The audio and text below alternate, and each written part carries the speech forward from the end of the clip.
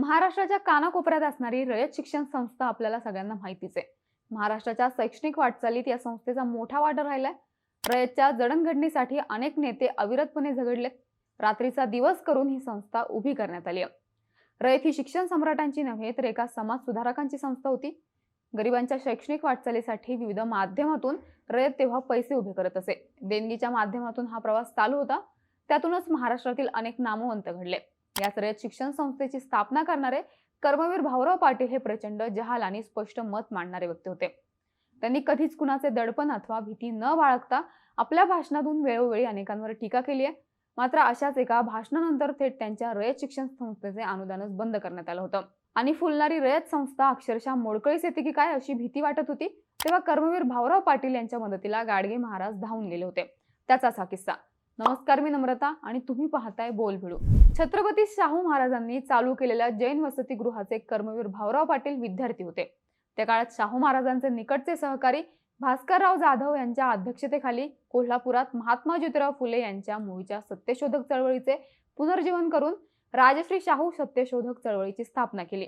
या चळवळीचे एक कट्टर आणि जहाल कार्यकर्ते म्हणून कर्मवीरांची ओळख होती. कर्मवीरांचा सत्यशोधकी जालसा देखील होता. याद्वारे ते सत्यशोधक विचाराचा प्रचार आणि प्रसार करत होते. शाहू महाराजांच्या नंतर मात्र ही चळवळ थंड झाली होती. त्यातच सत्यशोधक चळवळीतील जेधे जवळकर यांसारखे मातब्बर लोक गांधीजींच्या नेतृत्वाखाली राष्ट्रीय स्वातंत्र्याच्या चळवळीत सामील झाले होते. त्यांच्याबरोबर कर्मवीर अण्णांनी देखील स्वतःला या कार्यात झोकून दिलं होतं. स्वातंत्र्य चळवळीचे प्रेरणास्थान असणाऱ्या महात्मा गांधी यांची नथुराम गोडसे यांनी हत्या केली. त्यानंतर महाराष्ट्रभर ब्राह्मण समाजाच्या विरोधाची लाट पसरली. अनेक ठिकाणी ब्राह्मण समाजावर हल्ले करण्यात येत होते.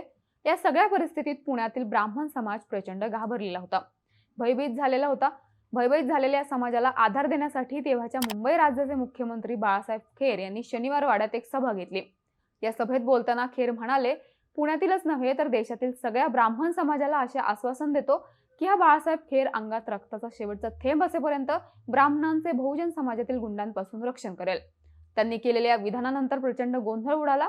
बहुजन समाजात या त्यांच्या विधानाबाबत असंतोष निर्माण होत होता. अशातच गांधीजींच्या हत्येच्या निषेधार्थ अनेक निषेध सभा संपूर्ण देशात सुरू होत्या. अशाच एका सभेत कर्मवीरांना देखील उपस्थित होते. प्रचंड स्पष्टवक्ते असणाऱ्या कर्मवीरांनी त्या सभेत त्यांच्या जहाल भाषेत बाळासाहेब खेर यांचा सनसनीत समाचार घेतला.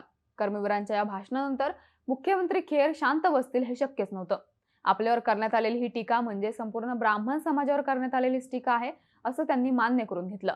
त्यांना कर्मवीरांनी घेतलेल्या समाचाराचा प्रचंड राग आला. त्यांनी याचे उत्तर भाषणातून किंवा कुठले विधान करून दिलं नाही, तर खेर यांनी थेट कृतीतूनच उत्तर दिलं.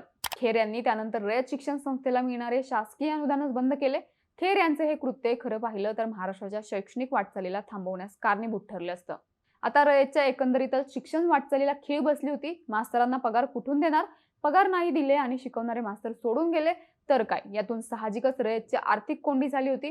पण कर्मवीर देखील स्वाभिमानी होते. त्यांनी ना माफी मागितली ना अनुदानासाठी विनंती केली. आपल्या असंख्य सहकाऱ्यांच्या ताकदीने ते रयतचा गाडा ओढत होते. ही गोष्ट थोड्याच दिवसात खराटा घेऊन देशाला स्वच्छतेचा विचार देणाऱ्या गाडगे महाराजांच्या कानावर पडली. गाडगे महाराज आणि खेर यांचा चांगला परिचय होता. खेर गाडगे महाराजांचे भक्त होते.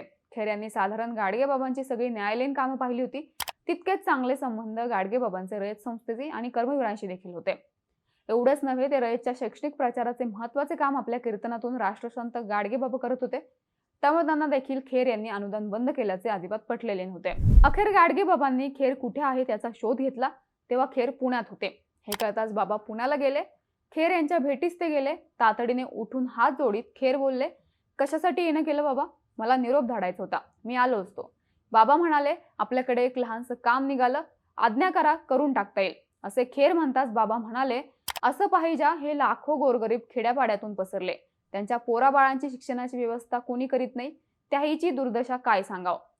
काला अक्षर भैस बराबर, पांडव किती म्हणून पुसा, तोंडनं सांगितलं 4, बोट दाखवतील 3, डोळा मिचकवतील 1, असा सगळा आनंद आहे. आमचे भाऊराव पाटील त्याहीचा मनात द्या उपजली.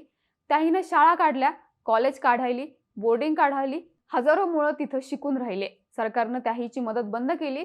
त्यांच्या पाठीवर मारा, पोटावर मारू नका. बाबांच्या या बोलण्यानंतर मुख्यमंत्री खेर यांना आपली चूक लक्षात आली व त्यांनी रयत शिक्षण संस्थेचं शासकीय अनुदान पुन्हा सुरू केलं. कर्मवीर भाऊराव पाटील आणि गाडगेबाबांचा हा किस्सा तुम्हाला कसा वाटला आम्हाला कमेंट्समध्ये नक्की सांगा आणि अशाच माहितीपूर्ण व्हिडिओसाठी बोल भिडूच्या YouTube चॅनलला सबस्क्राईब करायला विसरू नका.